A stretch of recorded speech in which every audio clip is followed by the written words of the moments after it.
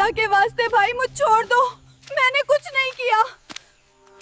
देखा तूने सबसे बड़ा गुनाह किया है। अब तूने तेरे साथ जो खाने के लायक नहीं छोड़ा। इसे देखकर तेरी रूह कांप जाएगी।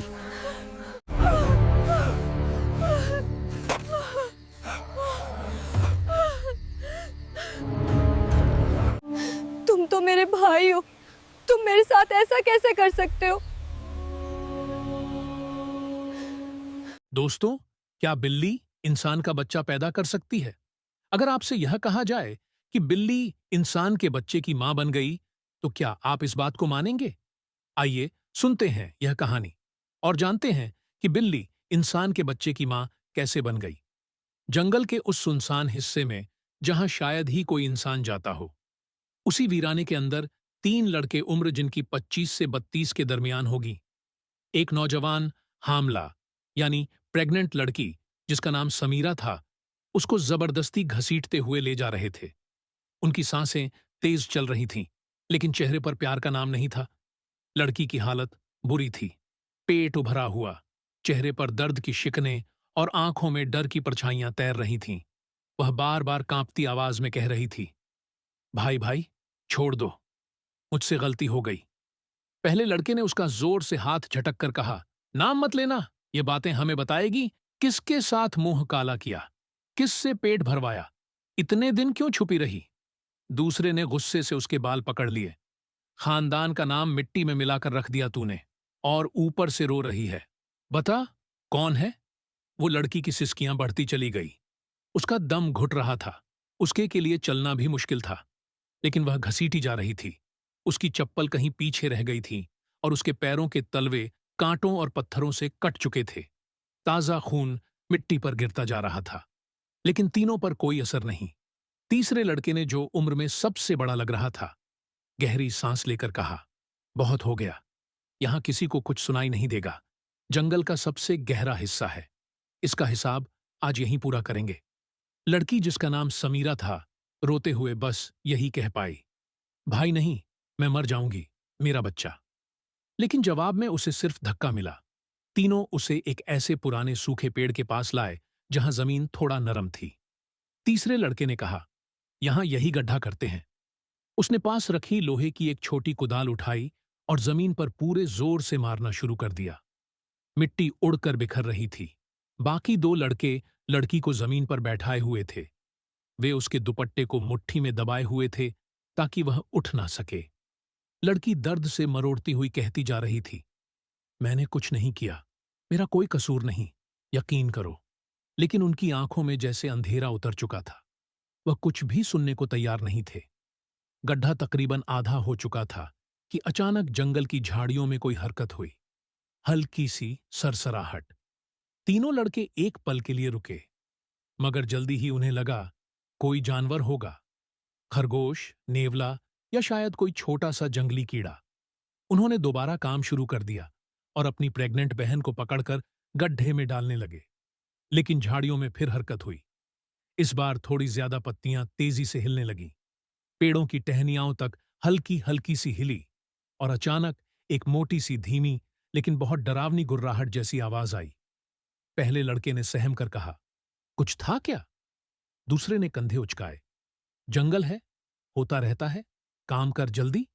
लेकिन अगले ही पल एक ऐसी आवाज आई जैसे कोई तेजी से उछलकर किसी पर टूट पड़े, और फिर एक बिल्ली दिखाई दी। लेकिन यह आम घरों में दिखने वाली बिल्ली नहीं थी। यह जंगल की बड़ी मजबूत और बेहद चुस्त बिल्ली थी। काली सफेद धब्बों वाली आंखें, हरी और बाल खड़े हुए। उसका जिस्म छोटा नहीं था, बल्कि पालतू बिल्ली से लगभग 1.5 गुना बड़ा। वह उछलकर सीधे गड्ढा खोद रहे लड़के पर झपट्टी। लड़के के मुंह से चीख निकल गई, यह क्या? बिल्ली ने उसके हाथ पर अपने पंजे गहरा गड़ा दिए। उसके नुकीले नाखून चमकते थे और आंखों में अजीब सी गुस्सैल चमक। दूसरे लड़के ने तुरंत एक बड़ा पत्थर उठाया और बिल्ली पर फेंका, लेकिन बिल्ली उसके ऊपर चढ़ गई और उसकी कलाई में अपने नाखून गड़ दिए। तीसरा लड़का पीछे हट गया, मगर बिल्ली ने तेजी से छलांग लगाकर उसके पैर पर काट लिया। तीनों लड़के बदहवास हो गए। यह पागल हुई है क्या? मारो इसे, मारो, भागो यहां से। तीनों लड़के भागने लगे, लेकिन बिल्ली उनका पीछा करती रही, उनके टखनों पर वार करती रही। पंजे मारती रही, काटती रही, गुर्राहट गूंजती रही। लड़के डर गए। ऐसा लग रहा था जैसे यह बिल्ली उन्हें छोड़ने वाली नहीं। आखिरकार तीनों लड़के जंगल के घने हिस्से की तरफ भागते हुए एक एक कर गायब हो गए। बिल्ली दूर तक जाकर उन्हें देखती रही। यह यकीन कर लेने के बाद कि वे वापस नहीं आने वाले, तभी वह धीरे धीरे मुड़ी और उस हामला औरत के पास वापस लौट आई और उसके पास बैठ गई। लड़की जमीन पर पड़ी थी। उसके होंठ सूख चुके थे, सांसें तेज थीं और फिर अचानक दर्द की एक लहर उसके पेट में उठी। बिल्ली तेजी से इधर उधर चली, सूंघती देखने की कोशिश करती कि पानी कहाँ मिलेगा। जंगल का यह हिस्सा बहुत अंदर था। यहां कोई तालाब नहीं था। दूर कहीं एक छोटी सी नाला बहता था, लेकिन वह इतनी दूरी पर था कि बिल्ली की सांस फूल जाए। लड़की फिर दर्द से चीखी। चीख सुनकर बिल्ली झट से पलटी और जंगल की तरफ भागी। बिल्ली झाड़ियों के बीच ऐसे घुस रही थी जैसे उसका अपना बच्चा खतरे में हो। उसके पंजों की आवाज भी मिट्टी में दब जाती। आंखें चमक रही थीं। दिमाग बस एक आवाज गूंज रहा था, इसको पानी दिलाना है। किसी तरह कैसे भी आखिरकार बिल्ली एक जगह पहुंची जहां एक छोटा सा गड्ढा था जिसमें बस 2 उंगल पानी बचा था। बाकी सब सूख चुका था। बिल्ली के पास कोई बर्तन नहीं था। उसे एक बड़ा सा पत्ता दिखाई दिया। बिल्ली ने अपने दांत में पत्ती उठाई। उसने पत्ती की कटोरी सी शक्ल बनाई और बहुत एहतियात से पत्ती को पानी में डुबोया। थोड़ा सा पानी पत्ती में जमा हो गया। अब उस पत्ती को दांत में पकड़कर दौड़ना आसान नहीं था। हल्के से हिलती तो पानी छलक जाता।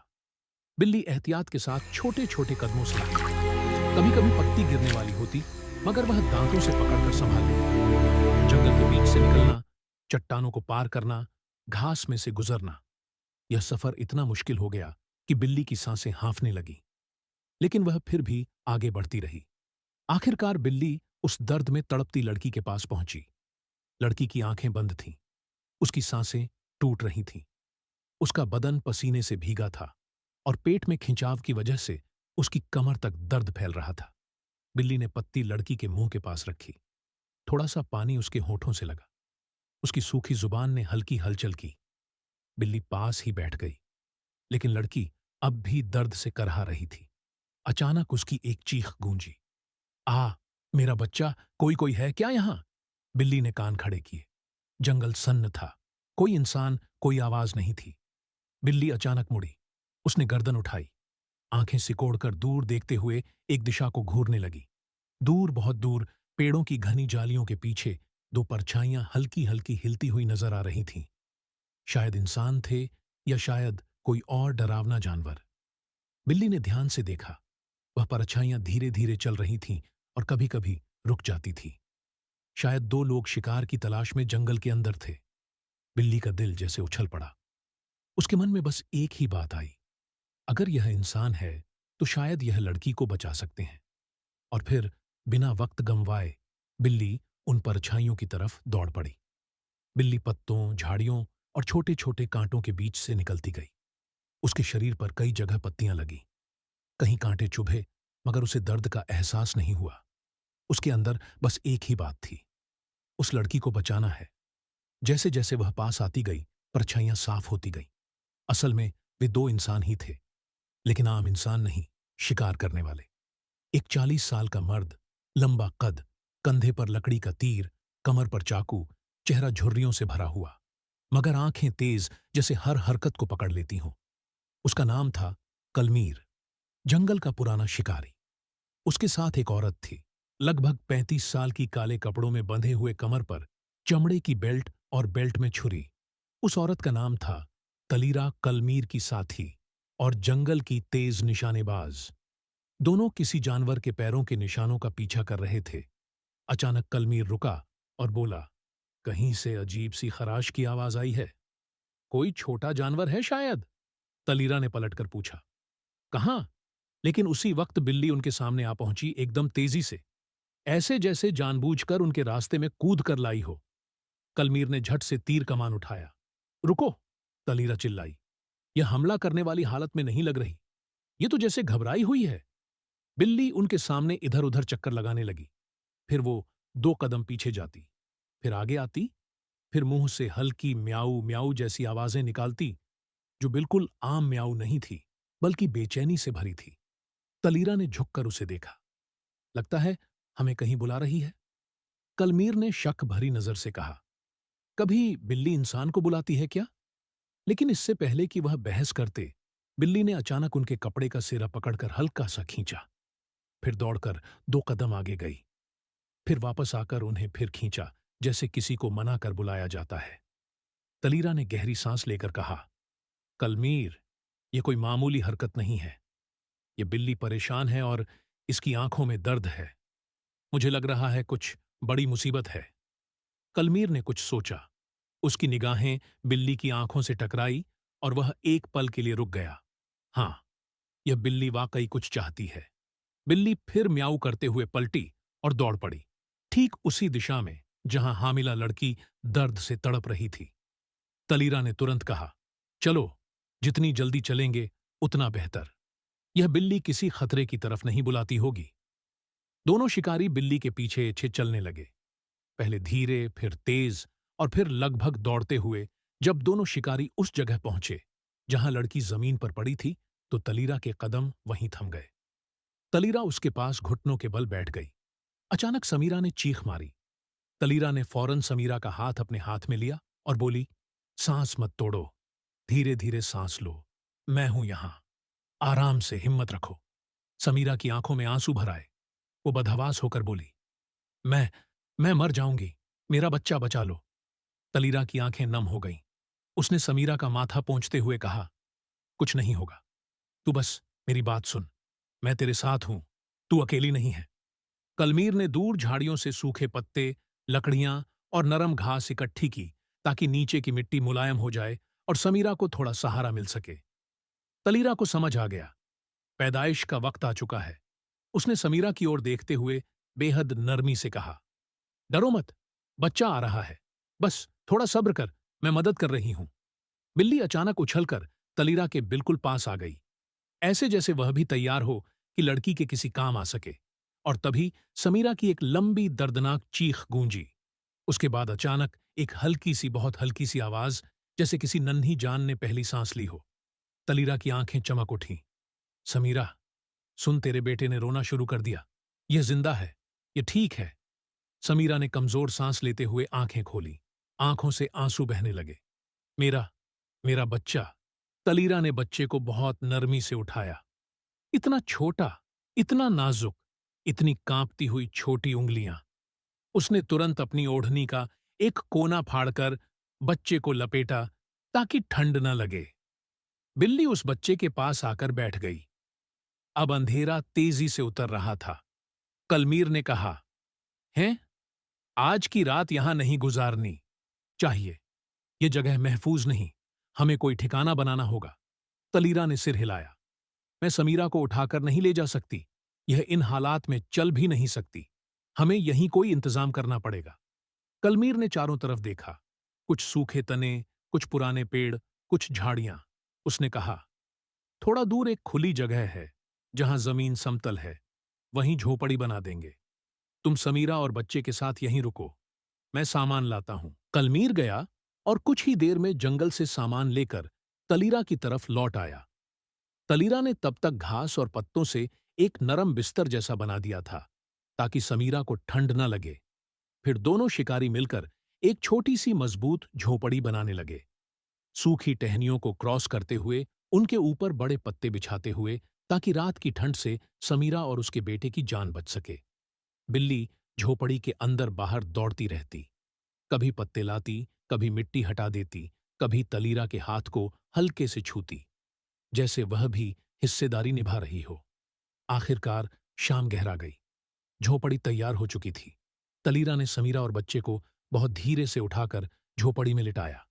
समीरा थकी हुई थी, मगर उसकी आंखों में सुकून था।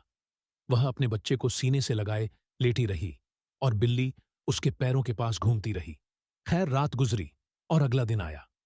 शिकारियों ने सोचा, अभी समीरा को अकेला छोड़कर जाना ठीक नहीं है, इसीलिए वो वहीं रुक गए। एक दिन तलीरा समीरा के पास बैठकर धीरे से बोली, इसे कोई नाम दिया? कुछ पल सोचने के बाद समीरा की आंखों में एक नरम सी मुस्कान आई। इसका नाम होगा साहिल।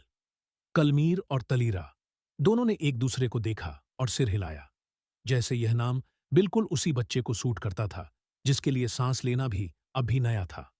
बिल्ली साहिल के नजदीक आकर बैठ गई। अगले कुछ दिनों में समीरा धीरे धीरे ठीक होने लगी। तलीरा उसे दवाई के पत्ते उबाल कर देती, कलमीर आसपास से साफ पानी भरकर लाता और बिल्ली बच्चे के पास बैठी रहती। कुछ दिनों बाद साहिल के हाथ पांव उठने लगे।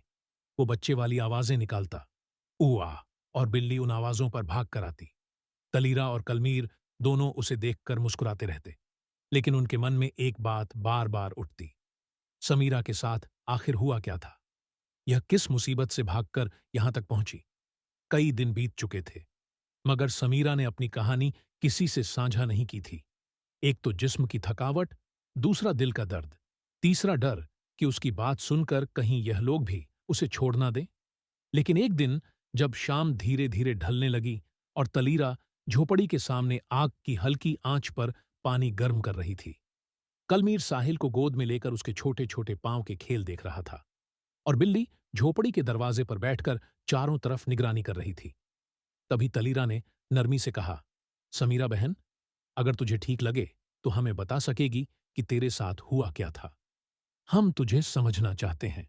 समीरा उस समय साहिल को अपनी गोद में लिए बैठी थी। उसके चेहरे पर एक खामोश दर्द था जो उन लोगों ने कई बार महसूस किया था, मगर कभी उसमें झांकने की हिम्मत न की थी।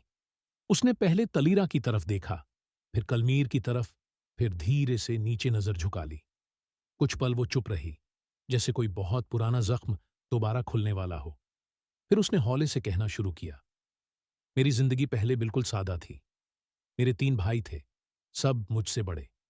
वह तीनों रोज सुबह काम पर चले जाते थे और मैं घर पर अकेली रहती थी। तलीरा और कलमीर चुपचाप सुनते रहे।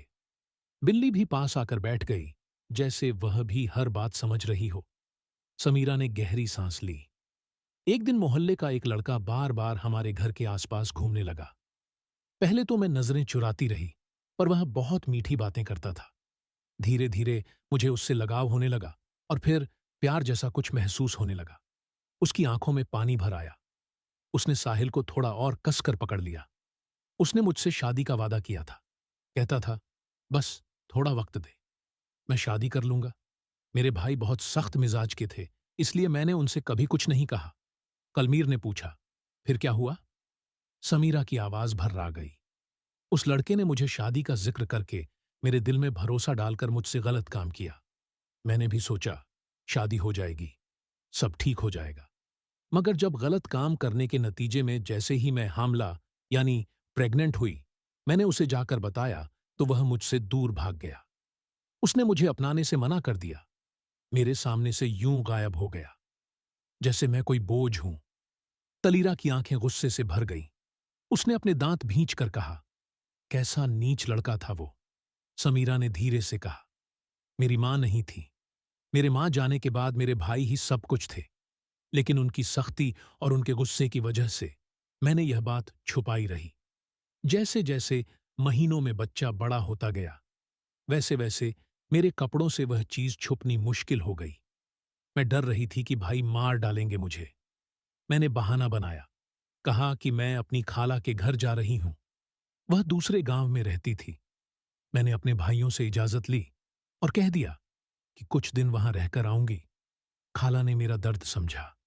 उन्होंने मुझे अपनाया, मेरी देखभाल की और मुझे छुपा कर रखा।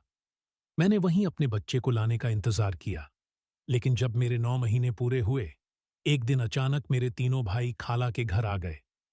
मुझे पता नहीं कैसे उन्हें सब पता चल गया। उन्होंने मुझे बालों से पकड़ा, मुझे बाहर घसीटते हुए निकाला और कहते जा रहे थे, हमारा नाम मिट्टी में मिला दिया तूने, अब जिंदा रहने का हक नहीं है तुझे। वो मुझे जंगल में घसीटते हुए लाए। उन्होंने कहा, यहीं खत्म कर देंगे इसे। और एक भाई ने जमीन में गड्ढा खोदना शुरू कर दिया, लेकिन इस बिल्ली ने उन तीनों पर हमला किया। ऐसे हमला किया जैसे मैं उसकी अपनी हूं। और फिर मैं बेहोश हो गई, और जब मैं होश में आई तो तुम दोनों मेरे पास खड़े थे। यह कहकर समीरा के अंदर जमा दर्द जैसे टूटकर बाहर बह निकला। उसकी रुलाई छूट गई। तलीरा ने उसे गले से लगाया।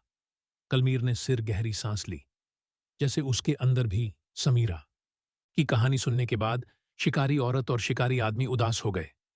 वक्त गुजरता गया और सब आराम से रहते रहे। एक दिन कलमीर ने हिचकिचाकर कहा, समीरा, सुन, कुछ दिन हो गए यहां रुके हुए, हमारा काम भी है, हमारा घर भी है, हमेशा के लिए यहीं नहीं रह सकते। तलीरा ने भी धीरे से कहा, हम समझते हैं कि परेशान थी इस जंगल ने, तुझे चोट भी दी है, लेकिन अब तू ठीक है, अब तुझे अपने दम पर आगे बढ़ना होगा। समीरा सुनती रही। उसकी आंखों में एक डर सी लहर उठी। साहिल का सिर उसके कंधे में धंस गया और बिल्ली उसकी टांग से रगड़ खाती हुई बैठ गई, जैसे उसे दिलासा दे रही हो। कलमीर ने आगे कहा, हम चाहे तो तुझे अपने साथ भी ले जा सकते हैं, लेकिन शहर गांव तेरे लिए अब मुश्किल है। तेरे भाई ढूंढते ढूंढते वहां भी पहुंच सकते हैं। समीरा की सांस भारी हो गई। तलीरा ने समीरा का हाथ पकड़कर कहा, सुन, अगर तू चाहती है तो हमारे साथ चल, हम तुझे अपने घर ले जा सकते हैं, तुझे और तेरे बच्चे को संभाल लेंगे। ये सुनते ही समीरा के पास बैठी बिल्ली अचानक बहुत बेचैन हो गई। वह तेजी से उठकर समीरा और साहिल के चारों तरफ घूमने लगी। उसकी आंखें फैल गईं, पूंछ फड़कने लगी, गले से मर्र जैसी खतरनाक आवाज निकलने लगी, जो आमतौर पर बिल्ली तब निकालती है जब उसे डर हो या अपने किसी बेहद करीबी को किसी से दूर नहीं जाने देना चाहती हो। तलीरा हैरान रह गई। यह तो जैसे हमें जाने नहीं दे रही। बिल्ली ने फिर तेज आवाज निकाली और अचानक समीरा के सामने आकर बैठ गई। कलमीर ने हंसते हुए कहा, लगता है यह बिल्ली तुझे छोड़कर कहीं जाने नहीं देगी। तलीरा ने कहा, यह जानवर नहीं, यह सच में तेरे बच्चे से दोस्ती कर रही है। समीरा की आंखें भर आईं। उसने बिल्ली के सिर पर हाथ रखा। बिल्ली ने आंखें बंद कर लीं, जैसे वह इस छूने का इंतजार कर रही थी। समीरा ने बहुत धीरे आवाज में कहा, मैं शहर नहीं जाऊंगी, मुझे डर लगता है और मैं किसी पर बोझ भी नहीं बनना चाहती। ये जंगल मुझे जानता है, ये बिल्ली मुझे जानती है और अब यही मेरी जगह है। तलीरा के चेहरे पर दर्द सा उतर आया, लेकिन उसने ना तो मजबूर किया न रोका। कलमीर ने सिर हिलाया, फैसला तेरा है, अगर तू यहीं रहना चाहती है तो हम तेरा फैसला मानते हैं। बिल्ली ने जैसे खुशी में समीरा की गोद में सिर रखा। कलमीर ने अपनी शिकारी बैग उठाई। तलीरा ने अपनी कमर की पट्टी ठीक की। दोनों तैयार हो गए। तलीरा ने साहिल के गाल को छुआ। अच्छा बेटा, तू अपनी मां का ख्याल रखना। कलमीर ने कहा, अगर कभी कोई काम हो तो जंगल के उत्तर वाले रास्ते पर हमारी छोटी सी झोपड़ी है, हम साल में कई बार वहां आते हैं, बस रास्ता याद रखना। समीरा की आवाज भारी हो गई। आप दोनों ने मेरा बहुत साथ दिया, मैं कैसे शुक्रिया करूं? तलीरा ने मुस्कुराकर उसका हाथ दबाया। शुक्रिया का वक्त नहीं है समीरा, बस अब अपने बच्चे को अच्छा इंसान बनाना। बिल्ली दोनों को जाते हुए देखती रही, एकदम चौकन्नी, जैसे वह किसी की विदाई सहन नहीं कर पा रही हो। तलीरा ने जाने से पहले बिल्ली के सिर पर हाथ रखा। बिल्ली ने धीरे से मियाऊं की, एक ऐसी आवाज जिसमें वफादारी भी थी और एक वादा भी। फिर दोनों शिकारी जंगल की पगडंडी पर मुड़कर चले गए। उनके कदमों की आवाज धीरे धीरे जंगल की गहराई में खोने लगी। समीरा उन्हें जाते हुए देखती रही, जब तक कि दोनों परछाइयां नजरों से बिल्कुल गायब नहीं हो गईं। और जैसे ही वे दूर हुए, बिल्ली समीरा और साहिल के पास आकर बैठ गई। फिर वह समीरा के घुटनों पर पंजे रखकर उसके चेहरे की तरफ देखा, जैसे कह रही हो, तू अब अकेली नहीं है, मैं हूं और हमेशा रहूंगी। समीरा बिल्ली को अपनी गोद में ले आई। बिल्ली ने आंखें बंद कर लीं। साहिल ने छोटे हाथ हवा में फैलाए और जंगल की ठंडी हवा में एक सुकून उतर आया। और फिर उस दिन के बाद समीरा, साहिल और बिल्ली तीनों ने एक साथ जंगल में नई जिंदगी की शुरुआत कर दी। जंगल के दिन अब समीरा को अजनबी नहीं लगते थे। पहले जिस वीराने में डर लगता था, अब वही जंगल उसके लिए घर बन चुका था। वक्त गुजरता गया और देखते देखते साहिल 6 साल का हो गया। और इस 6 साल में बिल्ली सिर्फ बिल्ली नहीं रही, वो परिवार बन चुकी थी। साहिल जब मुश्किल से घुटनों के बल चलता था, बिल्ली उसके पीछे चलती। कभी गिरता, कभी मिट्टी में लौटता, कभी पेड़ का पत्ता पकड़कर दौड़ता, तो बिल्ली उसे रोकने, संभालने और खेलने में उसके साथ लग जाती। जब साहिल पहली बार बोला तो उसने मां तो कहा ही, लेकिन तीसरा शब्द जो निकला था वो था बिल्लू। और उसी दिन से उस बिल्ली का नाम घर में बिल्लू पड़ गया। हालांकि वह मादा बिल्ली थी, लेकिन साहिल की जुबान से निकला नाम बिल्ली का नाम बन गया। समीरा भी उसे अब बिल्लू ही बुलाती। जंगल में मौसम अब थोड़ा बदलने लगा था। पत्तों में हल्की सरसराहट आने लगी। हवा शाम के वक्त कुछ और ठंडी हो जाती और उगते सूरज की किरणें झोपड़ी की दीवार पर सुनहरी धारियों की तरह गिरती। समीरा अब 29 साल की हो चुकी थी। उसके चेहरे पर मां बनने की थकान और जिम्मेदारियों का बोझ तो था ही, लेकिन उसके भीतर एक अजीब सा सुकून भी बस चुका था। बिल्लू और साहिल अब भी एक दूसरे से अलग नहीं होते थे। साहिल पेड़ पर चढ़ता, बिल्लू नीचे खड़ी होकर निगरानी करती। साहिल पत्थर उठाता, बिल्लू उन पत्थरों को पंजे से आगे धकेलकर खेलने जैसी हरकतें करती।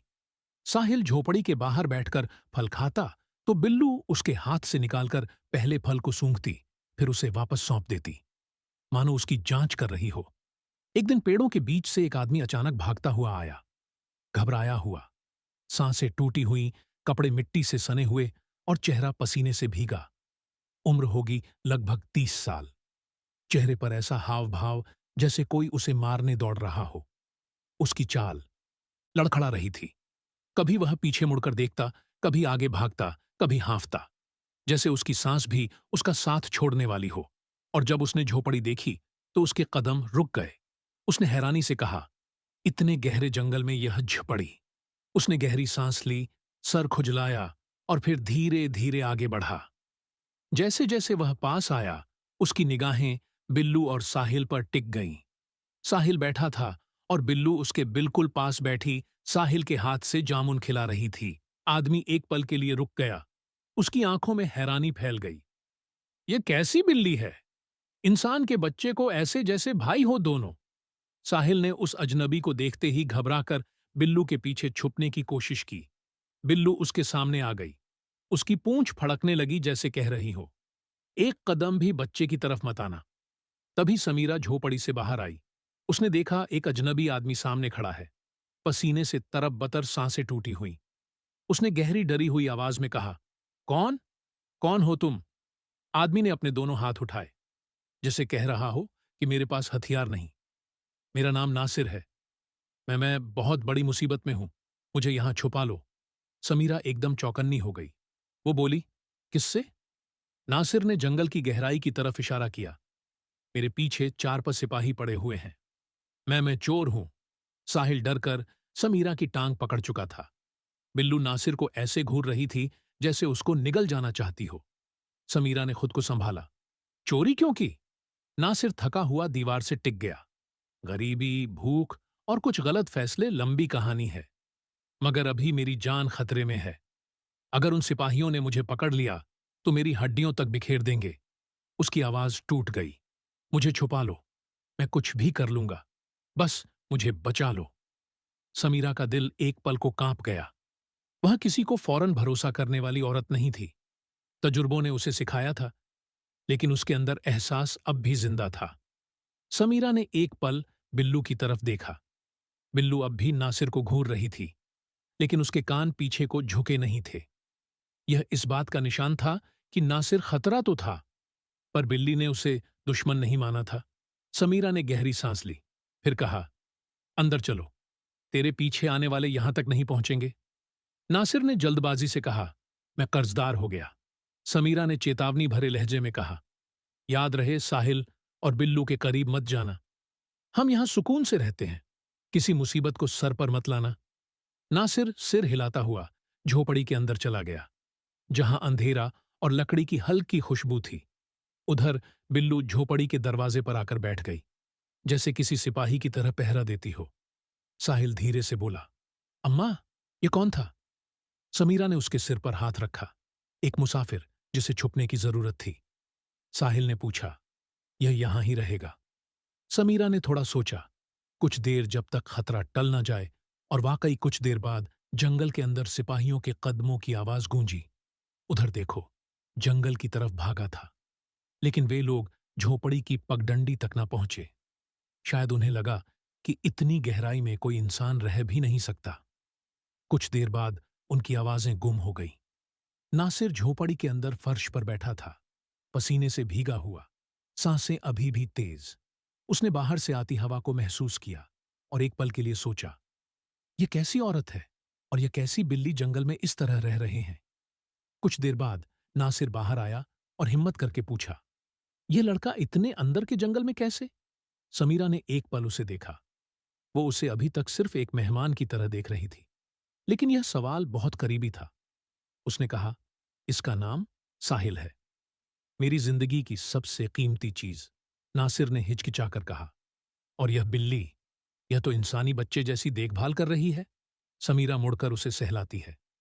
यह सिर्फ बिल्ली नहीं, मेरे लिए दोस्त है। नासिर कुछ देर चुप रहा, फिर धीमे सुर में बोला, अगर बुरा ना मानो तो तुम कौन हो? समीरा का दिल अचानक कस गया। सवाल बड़ा था और बीता हुआ वक्त उसके लिए खंजर जैसा था। कुछ लम्हा वह बस आग की लपटों को देखती रही। आंखों में चमकती परछाइयां उसके अंदर की गहराइयों को खींचने लगी। नासिर ने धीरे से कहा, डरो मत, मैं अब किसी को नहीं बताऊंगा, बस जानना चाहता हूं इस जंगल में तुम कैसे पहुंची। समीरा ने साहिल को अपनी गोद में कस लिया। पहले तो हिचकिचाई, फिर उसने सोचा शायद मेरे दिल का बोझ हल्का हो जाए, और वह धीरे धीरे अपनी कहानी सुनाने लगी। उसका बचपन, उसकी मजबूरियां, उस लड़के का धोखा, उसके भाइयों का गुस्सा, जंगल में मौत के लिए घसीटे जाना, और फिर बिल्लू का हमला, उसकी जान बचना, शिकारी लोगों का मिलना, साहिल का पैदा होना, और फिर इन सब के साथ जंगल में नई जिंदगी।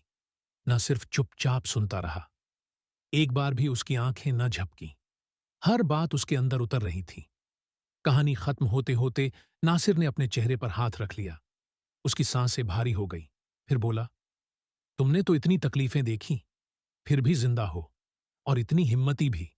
उस रात नासिर ने पहली बार अपने अंदर अजीब सा दर्द महसूस किया, न डर का, न पकड़ लिए जाने का, बल्कि एक इंसानी शर्म का। वो समीरा और साहिल को देखता रहा और सोचता रहा, क्यों मैंने जिंदगी से इतनी नफरत की? क्यों गलत रास्ता चुना? क्यों खुद को इस हालत तक पहुंचाया? उसने पहली बार अपने जुर्म, अपनी गलतियों को सही तरह समझा, और उसने पहली बार महसूस किया, मैं बदलना चाहता हूं। कुछ देर बाद नासिर सो गया। अगले दिन सुबह के वक्त नासिर झोपड़ी के बाहर आया। समीरा लकड़ी जलाते हुए एक तरफ बैठी थी। बिल्लू और साहिल झोपड़ी के अंदर सो रहे थे। नासिर ने हिम्मत करके कहा, एक बात कहूं, शायद तुम्हें अजीब लगे। समीरा ने थके हुए अंदाज में पूछा, क्या बात? नासिर ने एक पल गहरी सांस ली। उसकी आवाज बिल्कुल सच्ची, बिल्कुल खामोश और बिल्कुल साफ हो गई। मैं तुमसे शादी करना चाहता हूं। समीरा के हाथ से लकड़ी गिरते गिरते बची। वो उसकी तरफ ऐसे देखकर बोली, क्या? नासिर ने अपना सिर नीचे कर लिया। मुझे पता है तुम्हें डर लगेगा, तुम भरोसा नहीं करोगी, तुम्हें लगता होगा मैं सिर्फ फायदा उठा रहा हूं, पर मैं वादे से कह रहा हूं, मैं ऐसा आदमी नहीं हूं जैसा बनता चला गया हूं। वो आगे बोला, मेरे पास कोई नहीं है, मैं अकेला हूं, लेकिन तुम्हारी कहानी सुनकर मुझे लगा मुझे बदलना चाहिए। समीरा गहरी सांस लेकर बोली, मैं दोबारा किसी पर भरोसा नहीं कर सकती।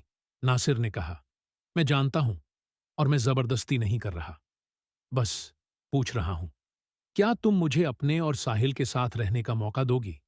कुछ पलों तक जंगल बिल्कुल खामोश रहा। बिल्लू झोपड़ी के अंदर हल्की आवाज में करवट लेती है, जैसे उसकी भी नजर इस पल पर हो। समीरा चुप रही। उसने अपने अतीत को देखा। उसने साहिल के चेहरे को याद किया और खुद से पूछा, क्या मैं लोग बाग से हमेशा डर कर जीऊंगी? काफी देर बाद उसने बहुत धीमी आवाज में कहा, अगर तुम सच में बदलना चाहते हो तो। मैं उसकी आवाज रुक गई। नासिर की आंखें फैल गईं।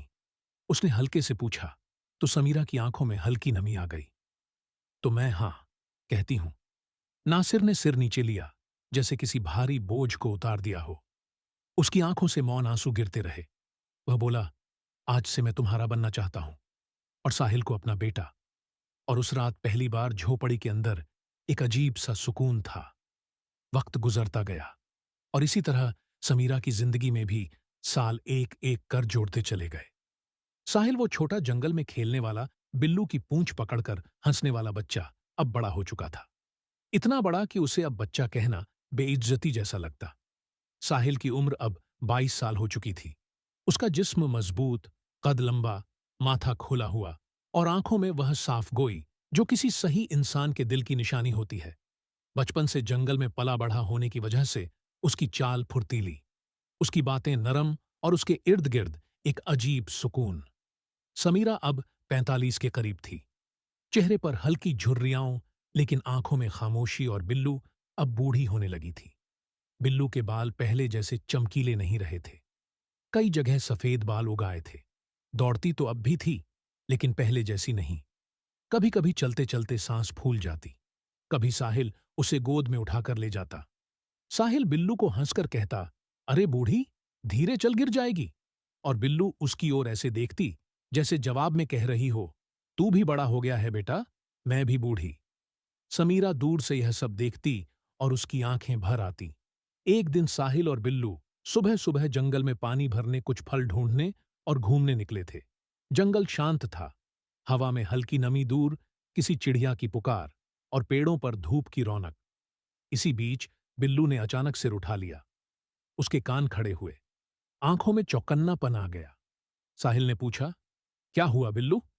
बिल्लू ने एक तरफ घूरकर धीमी डर भरी आवाज निकाली, जैसे हवा को सूंघकर किसी खतरे को महसूस किया हो। साहिल ने ध्यान से सुना और दूर से घोड़ों की तेज दौड़ती आवाज जंगल के अंदर गूंजने लगी। उसके बाद किसी के चीखने की आवाज और तलवारें टकराने की धप-धप। साहिल का दिल धड़क उठा। किसी पर हमला हुआ है। वो उसी दिशा में दौड़ पड़ा। बिल्लू भी उसके पीछे दौड़ी, थोड़ी धीमी, लेकिन उसकी फुर्ती में अब भी दम था। जैसे जैसे दोनों आगे गए, आवाजें और साफ होने लगीं। बचाओ, हम गिर गए, डाकू भागो। और फिर पेड़ों के पीछे से एक लड़की अचानक भागती हुई निकली। लंबे काले बाल, चेहरे पर मिट्टी और पसीना, कपड़े फटे हुए, सांसें बुझी बुझी, लेकिन आंखों में तेज और डर दोनों। उसके पीछे 4 घोड़े सवार डाकू भागते हुए आ रहे थे। उनके हाथों में तलवारें और छोटे छोटे खंजर थे। पीछे उसके गिर चुके सिपाहियों की कराएं सुनी जा सकती थीं। साहिल के कदम वहीं रुक गए। उसने पहली बार इतनी गहरी मुसीबत को करीब से देखा था। लड़की जैसे ही साहिल और बिल्लू तक पहुंची, वह लगभग गिर पड़ी। साहिल ने उसे संभाला। तुम ठीक हो? लड़की हांफते हुए बोली, मैं शहजादी मेहरनाज हूं। हम जंगल घूमने आए थे। डाकुओं ने हमला कर दिया। सारे सिपाही गिर पड़े। उसकी आवाज टूट रही थी। अगर तुमने कुछ ना किया तो वह मुझे पकड़ लेंगे। साहिल को इतनी देर में समझ आ गया था कि यह कोई आम लड़की नहीं, महल की है। लेकिन सोचने का वक्त नहीं था।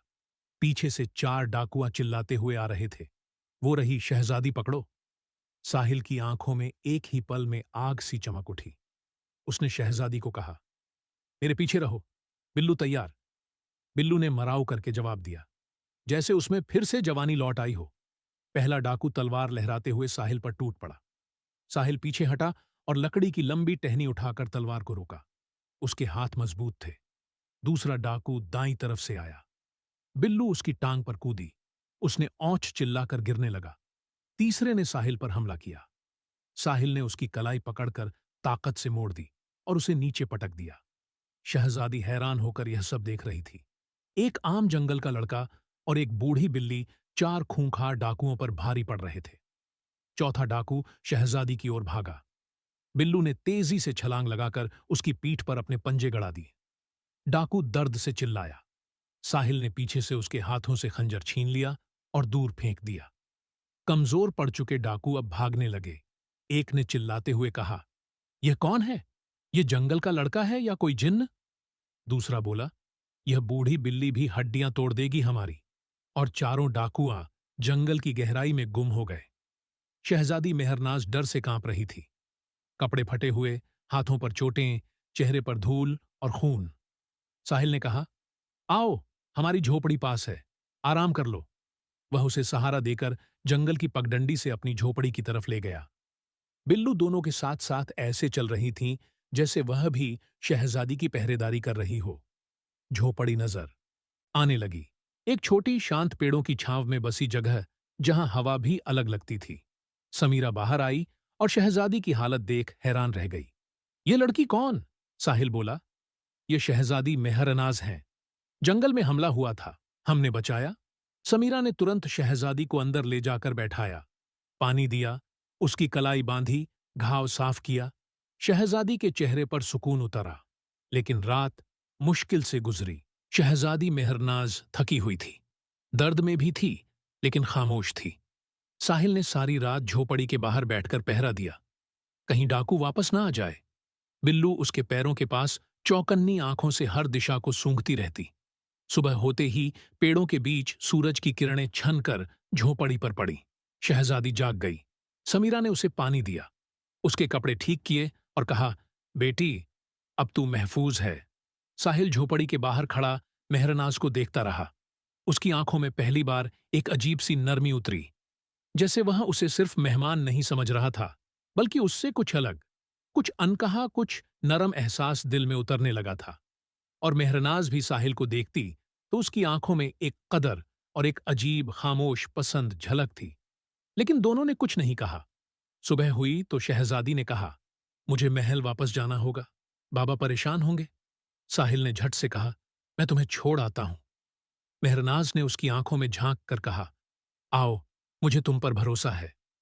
यह सुनकर बिल्लू ने भी धीमे से म्याऊ किया, जैसे कह रही हो मैं भी चलूंगी। तो वह तीनों जंगल की पगडंडी पर आगे बढ़ चले, साहिल, मेहरनाज और बिल्लू। जंगल से निकलते निकलते एक बड़ा मैदान आया, जहां दूर एक बड़ा पत्थरों का महल सूरज की रोशनी में चमक रहा था। महल की ऊंची दीवारों पर सिपाही खड़े थे, घबराए हुए, दौड़ते हुए, हुक्म देते हुए। साफ था, शहजादी की गुमशुदगी ने पूरी सल्तनत को बेचैन कर रखा था। जैसे ही एक सिपाही ने साहिल के साथ आती मेहरनाज को देखा, वो हक्का बक्का रह गया। शहजादी शहजादी लौट आई।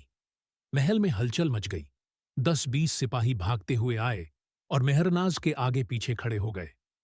लेकिन साहिल के सामने किसी ने तलवार नहीं उठाई, क्योंकि शहजादी ने हाथ उठाकर कहा, यह मेरे दोस्त हैं, अगर यह ना होते तो मैं आज यहां खड़ी नहीं होती। महल के बड़े हाल में बादशाह बेचैन बैठा था। उसके चेहरे पर डर, गुस्सा, परेशानी सब मिला हुआ था। सिपाही दौड़ते हुए अंदर आए। बादशाह सलामत, शहजादी को कोई नौजवान लेकर आया है, वह महफूज है। बादशाह की आंखें फैल गई। वह आगे बढ़ा और जैसे ही उसने अपनी बेटी को देखा, उसकी आवाज फट पड़ी। मेहरनाज बादशाह उसे गले लगाकर जैसे रो पड़ा। उसकी बेटी को देखने की एक एक पल की बेचैनी अब आंसुओं में बह रही थी। मेहरनाज बोली, मैं ठीक हूं बाबा, आप फिक्र मत कीजिए। कुछ पल बादशाह ने नजर उठाकर साहिल की तरफ देखा। वो सवालों और हैरानी से भरी थी। तुम कौन हो बेटा, कहां से आए? साहिल बोला, नाम साहिल है, मैं जंगल में रहता हूं, डाकुओं ने हमला किया था। शहजादी भटक कर मेरे पास पहुंची, मैं और मेरी बिल्ली, हमने डाकुओं को भगाया। बिल्लू साहिल के पैरों में बैठ गई, जैसे वह भी अपना हिस्सा बता रही हो। हां, मैंने भी लड़ाई लड़ी थी। बादशाह ने मुस्कुराकर कहा, इस बिल्ली को तो कोई इनाम मिलना चाहिए। पूरा दरबार हंस पड़ा, सिवाय बिल्लू के, जो बड़ी शान से सिर ऊंचा करके बैठी रही। बादशाह ने अपने वजीर को बुलाया, इस नौजवान को हमारी तरफ से जो चाहे दौलत, जमीन, कपड़े सब दिया जाए। वजीर ढेर सारी थैलियों में सोना, चांदी, कीमती पत्थर और नया लिबास लेकर आया। लेकिन साहिल गहरी सांस लेकर बोला, मुझे दौलत की जरूरत नहीं, बस शहजादी महफूज रहे, यह मेरे लिए काफी है। पूरा दरबार सन्न रह गया। किसी ने ऐसे लफ्जा नहीं सुने थे। बादशाह की आंखें इज्जत से भर गई। उसने कहा, तुम जैसे लोग कम होते हैं बेटे। जैसे ही दरबार खाली हुआ और शहजादी को आराम के लिए ले जाया गया, साहिल और मेहरनाज कुछ देर के लिए एक दूसरे के सामने खड़े रह गए। दोनों ने कुछ नहीं कहा, लेकिन दोनों की आंखों में कुछ था, कुछ नरम, कुछ मीठा, कुछ अनकहा, कुछ धड़कता हुआ। इसके बाद साहिल दोबारा अपनी झोपड़ी पर वापस आ गया। शहजादी मेहरनाज महल तो आ गई थी, लेकिन उसका दिल जैसे जंगल में रह गया था। वो महल में उदास रहने लगी थी। एक दिन बादशाह ने उसे बुलवाया। मेहरनाज अंदर आई तो बाप ने उसकी उदासी महसूस की। मेहरनाज, तुम पिछले 2 दिन से आधी भी वो नहीं हो जो पहले थी। यह चुप्पी, यह खामोशी मुझे परेशान कर रही है। क्या बात है? मेहरनाज ने पहले झूठ बोलने की कोशिश की। कुछ नहीं बाबा, बस, लेकिन आंखों में जो दर्द था उसे छुपाया नहीं जा सकता था। बादशाह ने नरम आवाज में कहा, बेटी, जब तू छोटी थी तब भी अपनी चोट छुपाती थी, लेकिन मैं तेरी आंखों में सब पढ़ लेता था। अब बता, दिल पर क्या बोझ है? मेहरनाज की आंखें भर आई। उसने गहरी सांस ली और आखिरकार सारी बात कह दी। बाबा, उस जंगल में जिस नौजवान ने मेरी जान बचाने की कोशिश की, उसने सिर्फ मेरी जान नहीं बचाई बाबा, उसने मेरी इज्जत बचाई, मुझे सहारा दिया और बिना किसी लालच के अपनी जान खतरे में डाल दी। मैं उससे ना जाने क्यों खुद को बहुत जुड़ा हुआ महसूस करती हूं, जैसे वह मेरे अंदर कहीं गहराई में बस गया हो और अब उसके गाल पर एक आंसू लुढ़क गया। अब लगता है कि महल की यह सारी चमक दमक उसके एक सच्चे मुस्कुराहट के सामने फीकी है। बादशाह हैरानी से उसे देखता रहा, लेकिन उसके चेहरे पर गुस्सा नहीं, बल्कि एक अजीब नरमी उतर आई। मेहरनाज, तुम्हें यह लड़का सच में पसंद आ गया है? मेहरनाज झेप कर, लेकिन सच्चाई से बोली, हाँ बाबा। दिल की गहराई से बादशाह गहरी सोच में पड़ गया। कुछ देर खामोश बैठा रहा, फिर बोला, उस दिन जब वह मेरे सामने खड़ा था तो उसकी आंखों में मैंने एक अजीब सा उजाला देखा था। वो लालची नहीं, वो घमंडी नहीं, उसने इनाम तक लेने से मना कर दिया था। ऐसा नौजवान कम मिलता है। मेहरनाज की सांसें तेज हो गई। बाबा, आप नाराज तो नहीं? बादशाह मुस्कुराया, पहली बार सुकून से। नहीं बेटी, अगर तेरी खुशी उस लड़के में है तो मेरा गुस्सा किस काम का? फिर उसने अपने वजीर को बुलाया। जंगल में संदेश भेजो, साहिल को महल बुलाया जाए। इधर जंगल में साहिल भी बेचैन था। वो झरने के पास बैठा था और पानी में गिरते पत्तों को देखता रहा। समीरा ने उसके चेहरे की उदासी भांप ली थी। क्या सोच रहा है बेटा? साहिल ने धीरे से कहा। अम्मा, महल वापस जाने के बाद मेहरनाज एक बार भी नहीं आई। समीरा मुस्कुराई, यह सोच कि वह महल की है। खुद आना इतना आसान नहीं होता। साहिल ने नजर झुका ली। मुझे नहीं पता, लेकिन कुछ खाली लगता है। अचानक जंगल की झाड़ियों के पीछे से महल के 2 सिपाही आए। क्या आप साहिल हैं? साहिल चौंक गया। समीरा खड़ी हो गई। हां, क्या बात है? सिपाही ने कहा। बादशाह ने आपको महल बुलाया है। तुरंत साहिल की धड़कनें रुक गईं। बिल्लू चौकन्नी हो गई। समीरा की सांस भारी हो गई। लेकिन थोड़ी देर बाद साहिल खामोश हुआ। चलो। महल पहुंचते ही बादशाह ने उसे बड़े हाल में बुलाया। वहां एक बड़े लोहे के ताले की तरह खामोशी थी। बादशाह ने कहा, साहिल, तुमने मेरी बेटी की जान बचाई। ये बहुत बड़ी बात है, लेकिन मैं अपनी बेटी को किसी ऐसे के हाथ नहीं सौंप सकता जिसका इरादा या हिम्मत कमजोर हो। साहिल मजबूती से बोला, मैं किसी चीज से नहीं डरता, न खतरे से, न किसी बुरी ताकत से। बादशाह ने मुस्कुराते हुए एक इशारा किया। 2 सिपाही एक बड़े भारी लकड़ी के तख्त को लेकर आए। एक तरफ आग की जलती हुई झिलमिलाहट और दूसरी तरफ बर्फ जैसे ठंडे पानी का तालाब। बादशाह बोला, यह इम्तिहान है हिम्मत और काबिलियत का। अगर तुम यह दोनों पास कर गए तो मैं खुद अपनी बेटी का हाथ तुम्हारे हाथ में दूंगा। मेहरनाज पर्दे के पीछे परेशानी से साहिल को देख रही थी। साहिल शांत खड़ा रहा। फिर उसने बिना झिझके तख्त की जलती हुई तरफ पर कदम रखने वाला था। बादशाह ने उसे रोक दिया और कहा, पहले पानी में कूदो। उसके बाद साहिल बिना सोचे बर्फ के ठंडे पानी में छलांग लगाने ही वाला था कि बादशाह ने रोक दिया। साहिल की सांसें तेज थीं, लेकिन आंखों में वह चमक थी जिसे देख बादशाह समझ गया, यह लड़का मेरी बेटी का पूरी उम्र ख्याल रख सकता है। बादशाह ने खड़े होकर कहा, साहिल, मैं अपनी बेटी मेहरनाज की शादी तुमसे करता हूं।